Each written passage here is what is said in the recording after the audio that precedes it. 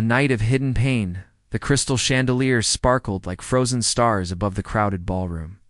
Jasmine Rodriguez smoothed down her simple black dress for what felt like the 100th time that evening.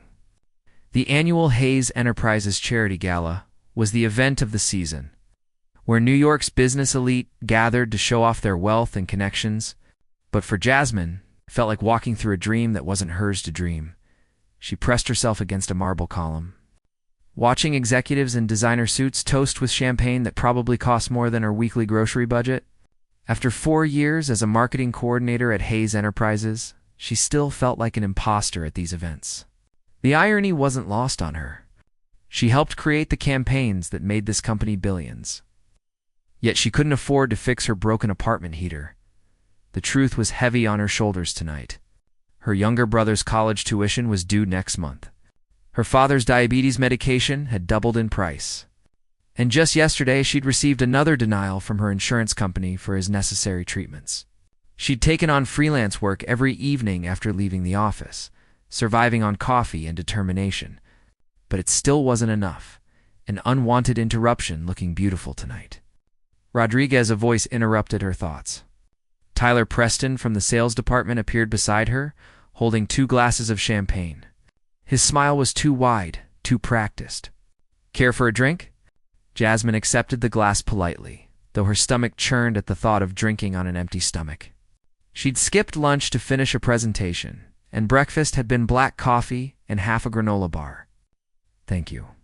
The decorations are lovely this year. Forget the decorations. Tyler moved closer, his cologne overpowering. I've been meaning to ask you something. There's this new restaurant in Soho. How about we grab dinner this weekend? Just you and me? Before Jasmine could find a polite way to decline, a voice cut through the chatter around them like a knife through silk. Preston. Both Jasmine and Tyler turned sharply. Benjamin Hayes stood 3 feet away, and the temperature in the immediate vicinity seemed to drop 10 degrees. The CEO of Hayes Enterprises was legendary for his ice-cold demeanor. Tall and imposing, with dark hair touched with silver at the temples and eyes the color of a winter storm. He commanded respect without saying a word. In 4 years, Jasmine had maybe spoken 20 words directly to him. The cold king appears, Mr. Hayes. Tyler straightened immediately, his confidence evaporating. Great event, sir. Really outstanding. Benjamin's gaze flickered to Jasmine, and something indefinable passed through his expression. Those storm-gray eyes locked with hers for a heartbeat, and she felt that familiar flutter in her chest, the one she'd tried to ignore for months, the one that made no sense because men like Benjamin Hayes didn't notice women like her. Miss Rodriguez, his voice was smooth, professional. You look well this evening. He'd flooded Jasmine's cheeks. Thank you, Mr. Hayes. Preston, didn't you mention having an early flight tomorrow? Benjamin's tone remained pleasant, but there was steel underneath that made Tyler's smile falter. Right? Yes. I should probably get going. Tyler glanced between them, clearly wanting to stay, but lacking the courage to argue with his CEO. See you Monday, Jasmine. As Tyler disappeared into the crowd, Jasmine found herself alone with the most powerful man in the company.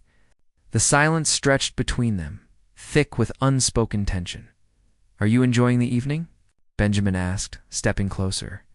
His cologne was subtle, expensive, nothing like Tyler's aggressive cloud of scent. It's beautiful, Jasmine said honestly, gesturing at the opulent ballroom. Though I'll admit, these events make me nervous. Why?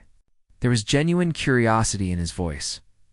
Jasmine considered lying, giving some safe, meaningless answer. But exhaustion made her honest. I always feel like I'm wearing a costume. Like everyone can see I don't really belong here. Something shifted in Benjamin's expression. His eyes softened almost imperceptibly. And where do you believe you belong?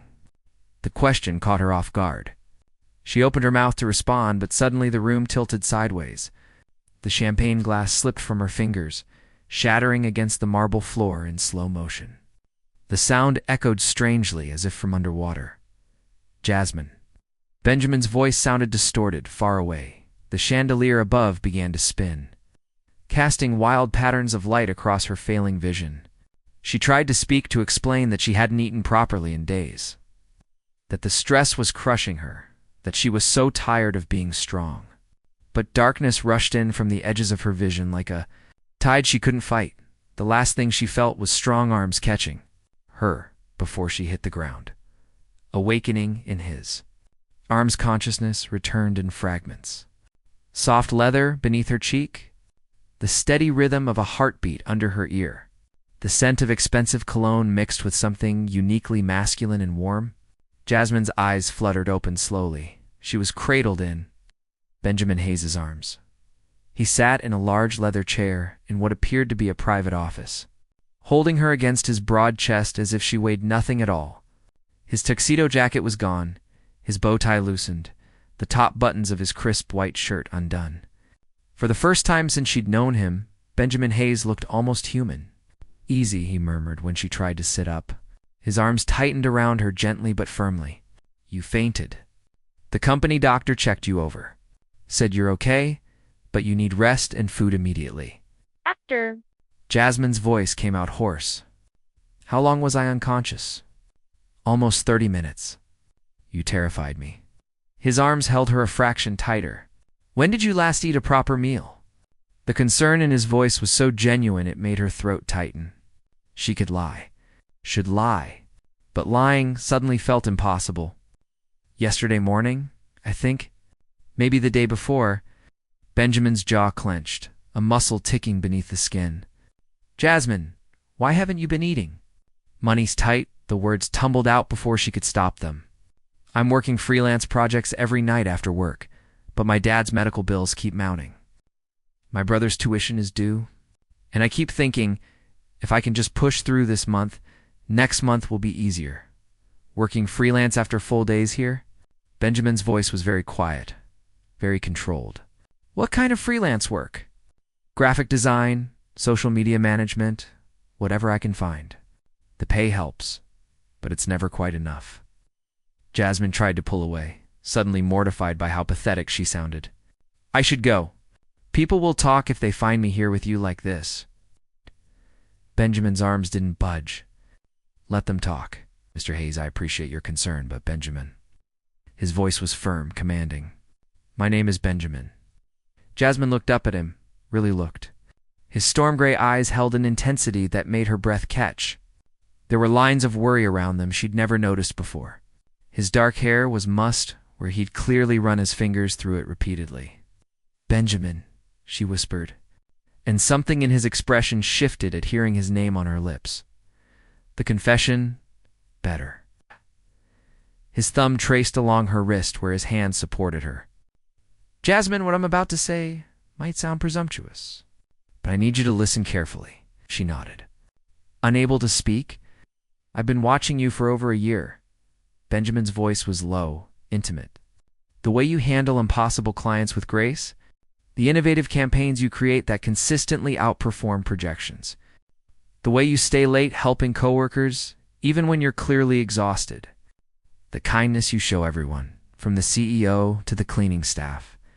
He paused, his eyes never leaving hers.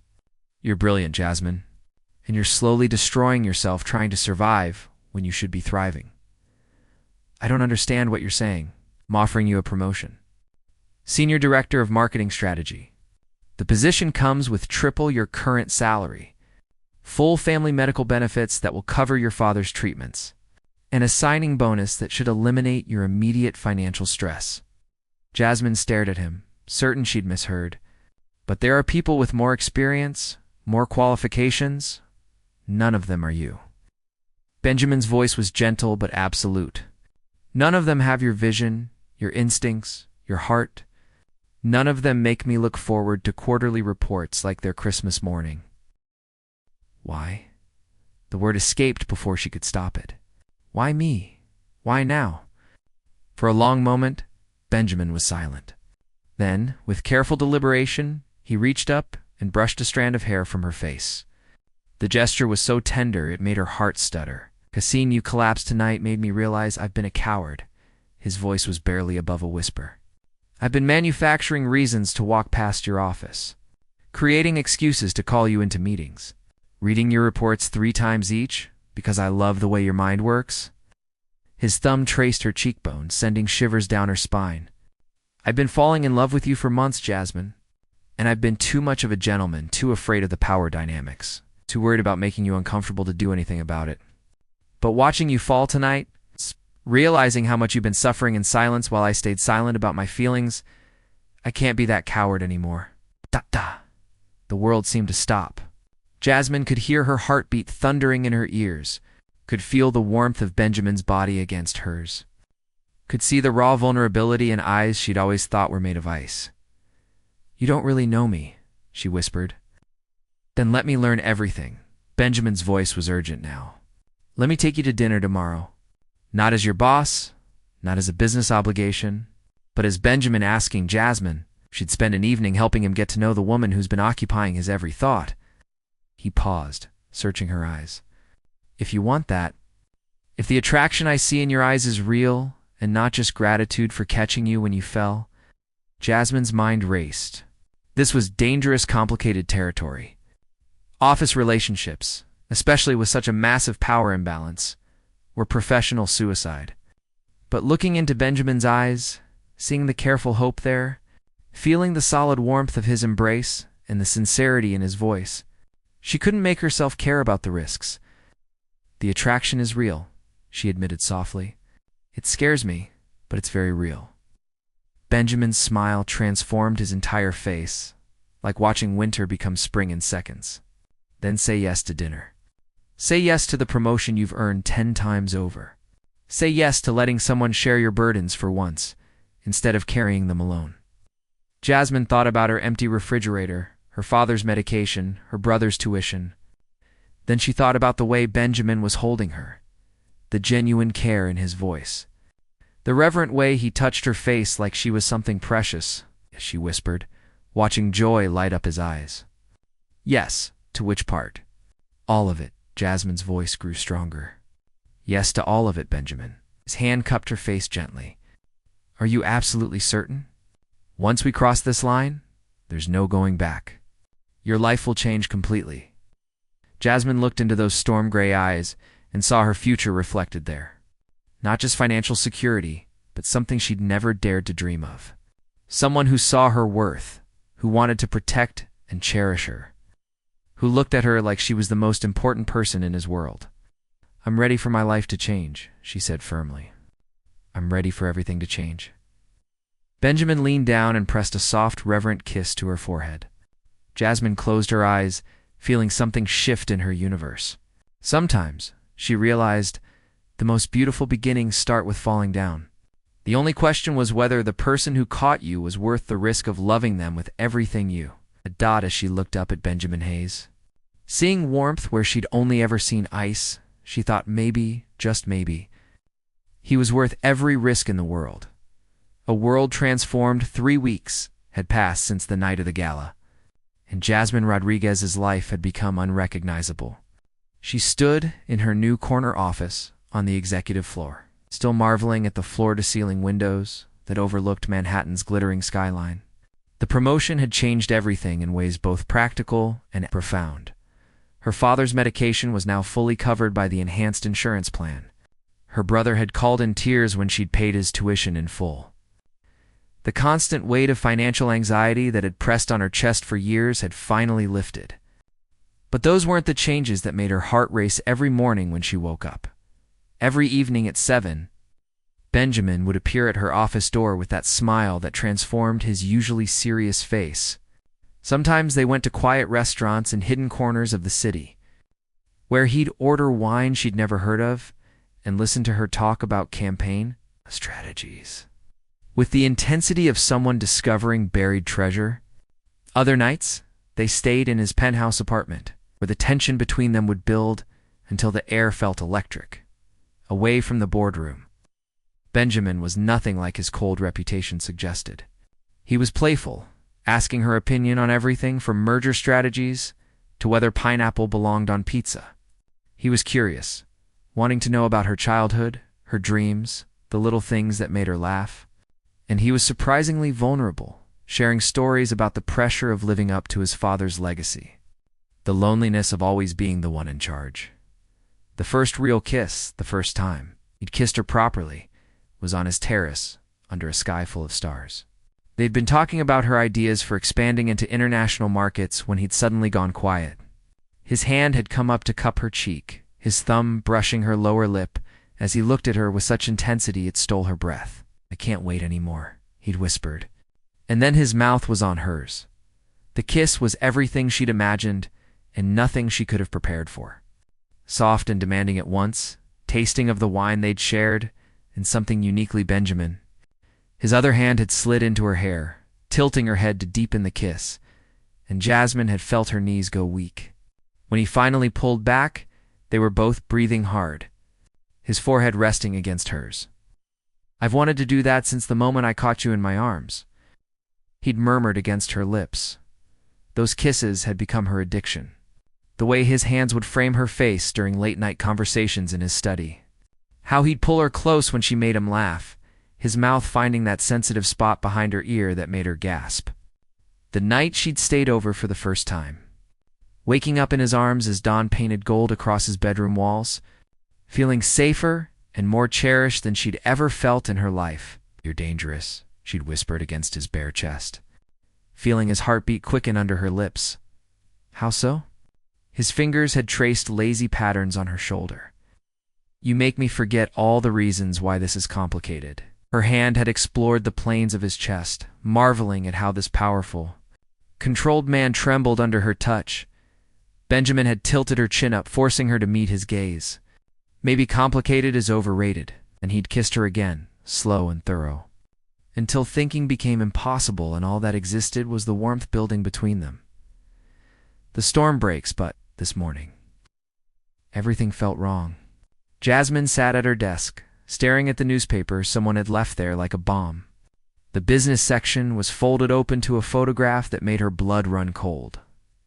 There she was, laughing at something Benjamin had said as they left a restaurant in the West Village. His hand was on the small of her back, protective and intimate.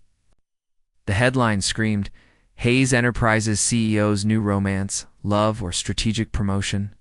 With shaking hands, Jasmine read the article. It was worse than she'd feared.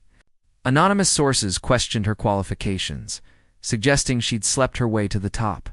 Colleagues she'd thought were friends speculated about the timeline, implying she'd been having an affair with Benjamin for months before the promotion.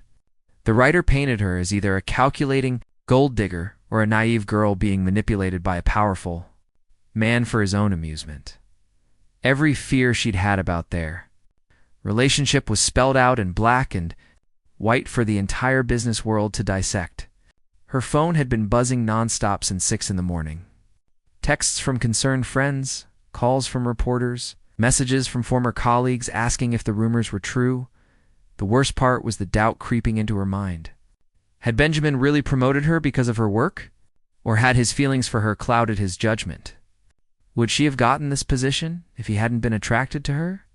The questions circled like vultures, picking apart her confidence piece by piece. A sharp knock made her look up. Benjamin entered without waiting for permission, his usual composed stride faltering when he saw her face.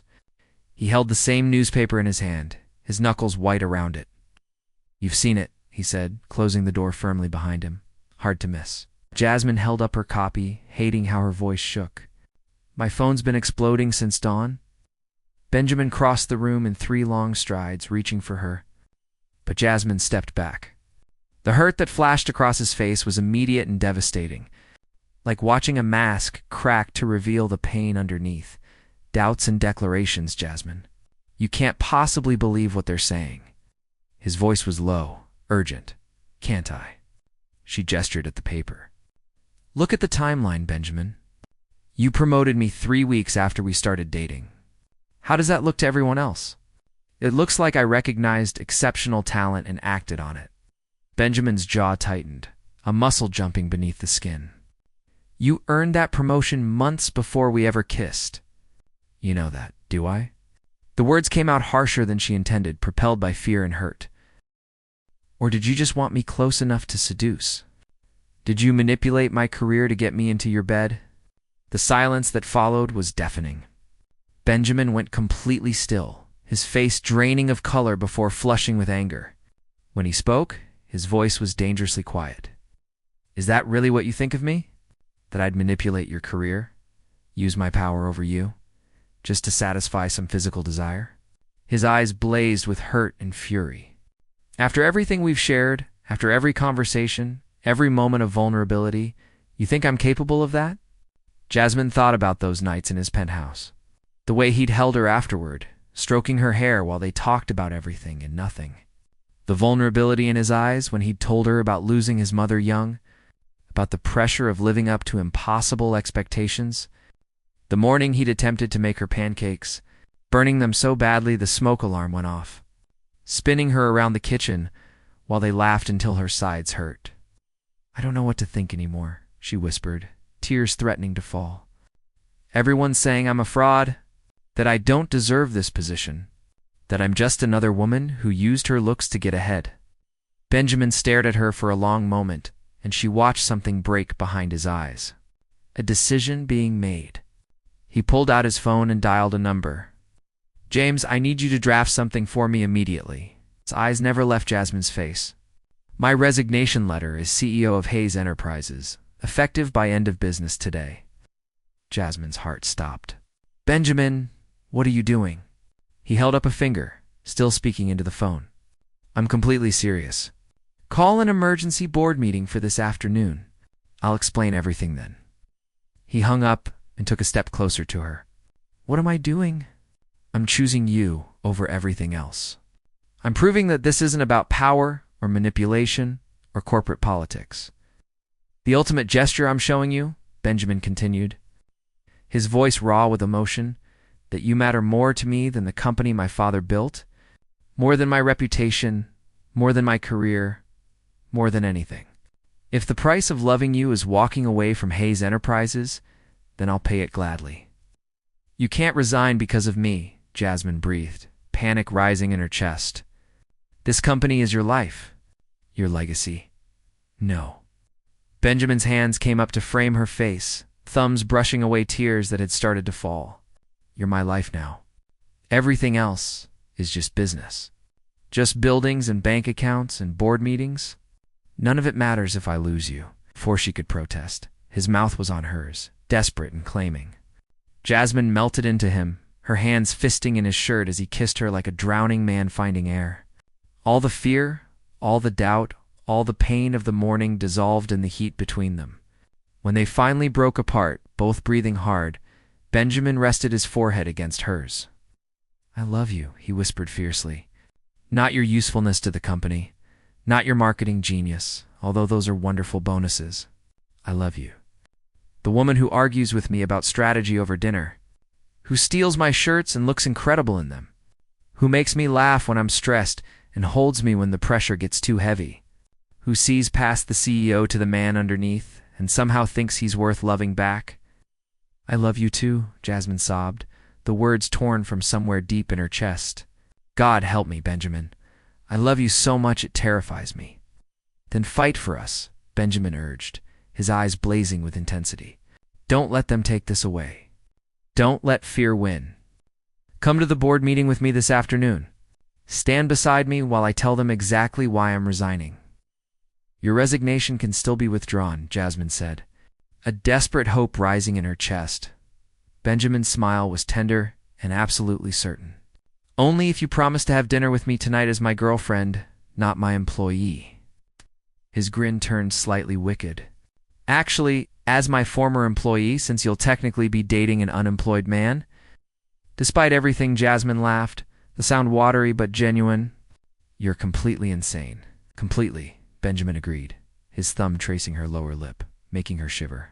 Insanely in love with a brilliant woman who's far too good for me, but hopefully foolish enough to keep me anyway.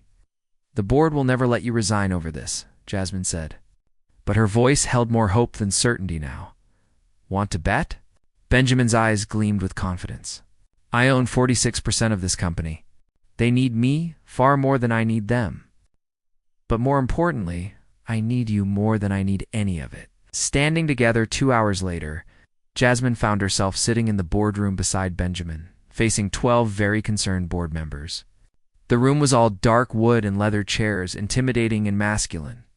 She felt out of place in her simple blue dress. But Benjamin's hand found hers under the table, steady and reassuring. "Ladies and gentlemen," Benjamin began, his voice carrying the authority that made him such an effective leader. "I've called this emergency meeting to address the media coverage from this morning and to announce my immediate resignation as CEO of Hayes Enterprises." The room erupted in protest. Robert Chen, the oldest board member and her father's closest friend, stood up.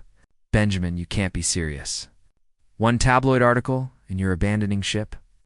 "I'm not abandoning anything," Benjamin said calmly. "I'm making a choice." The article questions Jasmine Rodriguez's promotion, suggesting it was based on personal favoritism rather than merit. "Let me be absolutely clear about something." His hand tightened around Jasmine's. "Miss Rodriguez earned her promotion through exceptional work, innovative thinking, and results that speak for themselves. Her campaigns have increased our revenue by 32% over the past year alone." He stood, still holding Jasmine's hand, bringing her up beside him. "However, it's also true that I've developed deep personal feelings for her. Feelings that began long before her promotion, but that I kept strictly professional until after the advancement was finalized. I won't apologize for falling in love, but I also won't allow my feelings to compromise her career or this company's integrity." "So you're resigning?" Another board member, Patricia Walsh, looked genuinely distressed. "Benjamin, that's not the answer, isn't it?" Benjamin's voice was steel-wrapped in silk. "How can Jasmine thrive in her role if people constantly question whether she earned it? How can she prove herself when my presence casts doubt on every achievement? The solution is simple. I remove myself from the equation." "That's the stupidest thing I've ever heard."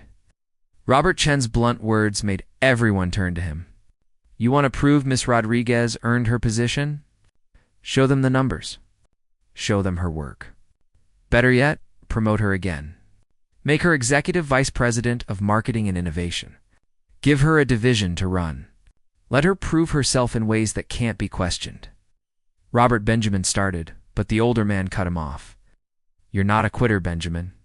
Your father raised you better than that. And Miss Rodriguez," he turned to Jasmine, "I've reviewed your work extensively.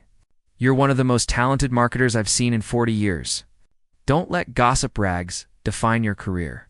Stand up, do your job brilliantly, and make them eat their words." Jasmine felt something shift inside her. She'd been so focused on the doubt, on the accusations, that she'd forgotten the truth. She was good at her job. Excellent, even. She'd earned every success through hard work and innovation. "Mr. Chen is right," she heard herself say. "Benjamin, I don't want you to resign. I want to prove I deserve to be here. Not because of who I'm dating, but because I'm genuinely talented." She turned to face the board, chin raised. "Promote me again if you want. Give me the hardest division, the biggest challenges. I'll deliver results that speak louder than any article." Benjamin looked at her with such pride and love it made her chest ache. "Are you certain?" "Absolutely certain," Jasmine said firmly. "We face this together, or not at all." The board voted unanimously. Jasmine became the youngest executive vice president in company history. Benjamin withdrew his resignation. And when they left the building that evening, hand in hand, facing a crowd of reporters, they did it together. "Yes, we're dating," Benjamin told the cameras, his arm around Jasmine's waist. "Yes, she's brilliant at her job. And no, those two facts are not mutually exclusive. Watch what she accomplishes in the next 6 months. Then write your articles." As they drove away, Jasmine leaned her head on Benjamin's shoulder. "Thank you for being willing to give up everything." "Thank you for not letting me," he replied, kissing her temple, though I meant every word. "You're worth more than any company, any reputation, anything." "I know," Jasmine whispered. "That's why I couldn't let you do it. Because you deserve someone who fights for your dreams as hard as you fight for theirs." Benjamin pulled her closer. "I love you, Jasmine Rodriguez." "I love you too, Benjamin Hayes. Now take me home." Ah, his smile was pure warmth. "Our home or my home?" "Wherever you are," she said simply. "That's home." Proving ground 6 months later, Jasmine stood before the same board that had questioned her worth, presenting results that made even the skeptics speechless. Her division had increased revenue by 47%. She'd launched 3 major campaigns that had gone viral globally. She'd brought in 12 new Fortune 500 clients and revolutionized the company's digital presence. Exceptional work. "Miss Rodriguez," Robert Chen said, and she could hear the pride in his voice. Or should I say, Mrs. Hazetuby. The boardroom erupted in congratulations. Jasmine laughed, holding up her left hand where a stunning diamond caught the light. "Not yet, Mr. Chen, but soon."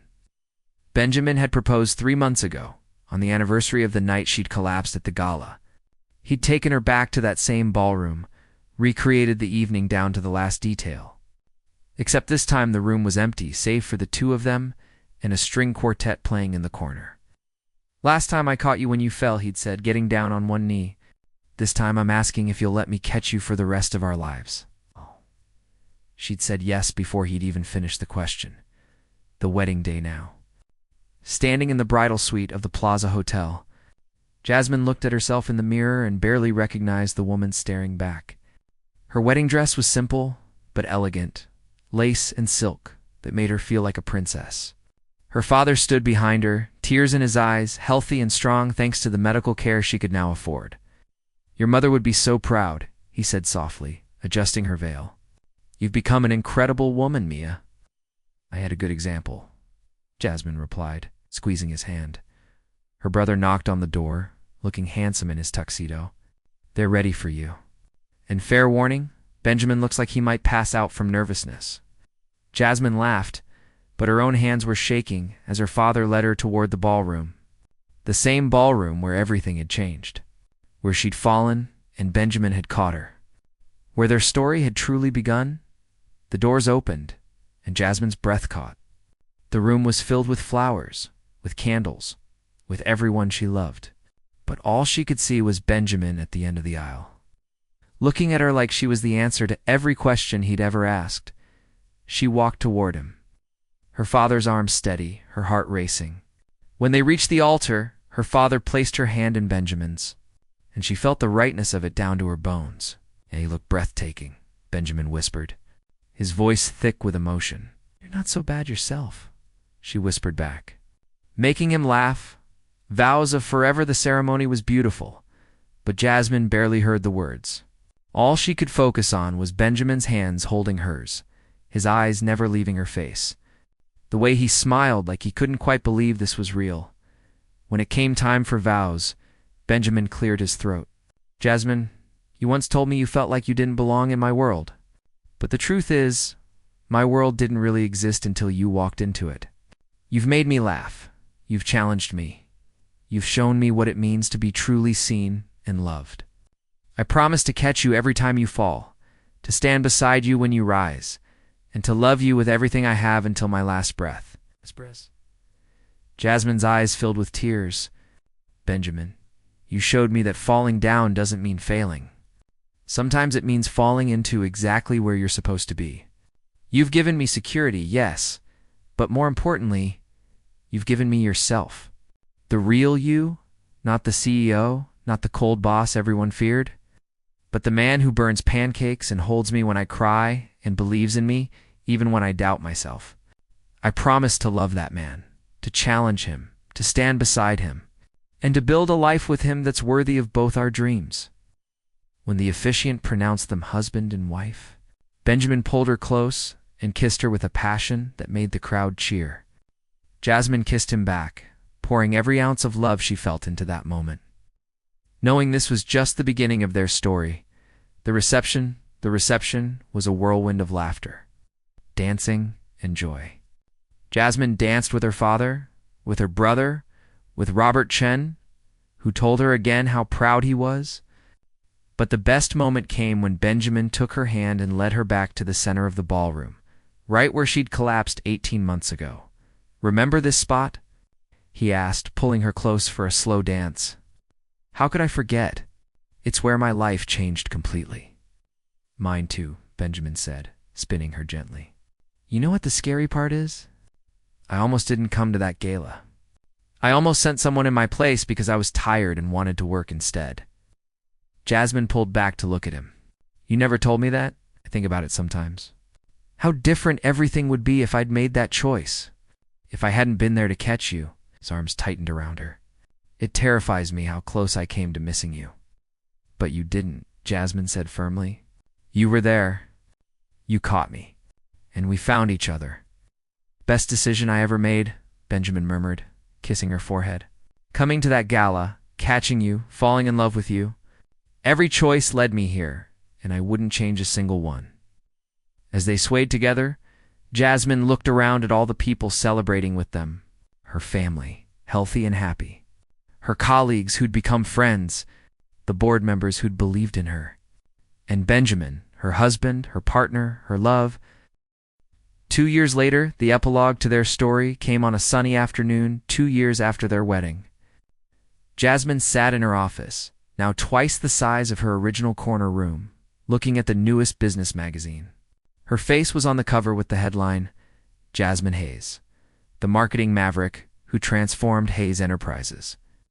The article detailed her innovations, her leadership, her vision. It mentioned her relationship with Benjamin only in passing, noting that they were one of the business world's most powerful couples. But the focus was on her achievements, her merit, her undeniable talent. Benjamin appeared in her doorway, 2 cups of coffee in hand.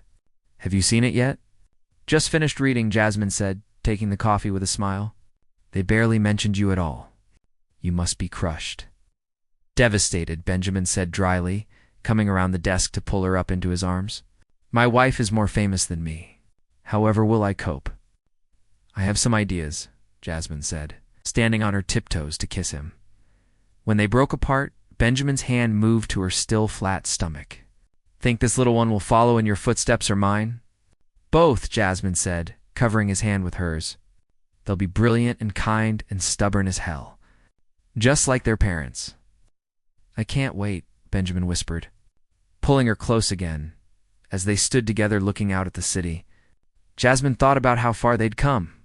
From that night when she'd collapsed, to standing up to the media, to building a life that exceeded every dream she'd dared to dream.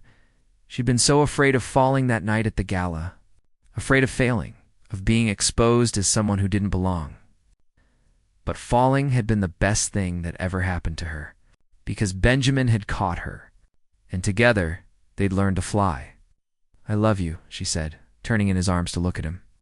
I love you too, Benjamin replied, his storm-gray eyes warm with joy. Thank you for collapsing at my gala. Best night of my life? Jasmine laughed, swatting his arm. That's terrible, but true, he said, capturing her hand and bringing it to his lips. Every ending is a new beginning, and our beginning started with you falling and me catching you. I'd say that worked out pretty well. As she kissed him again, Jasmine had to agree. Sometimes the most beautiful love stories start with a fall. The only question is whether you trust the person catching you enough to take that leap again and again. Every day for the rest of your life. Looking at Benjamin, feeling his arms around her, carrying their child, leading a company, living a life she'd never imagined possible. Jasmine knew her answer. Yes. Always yes.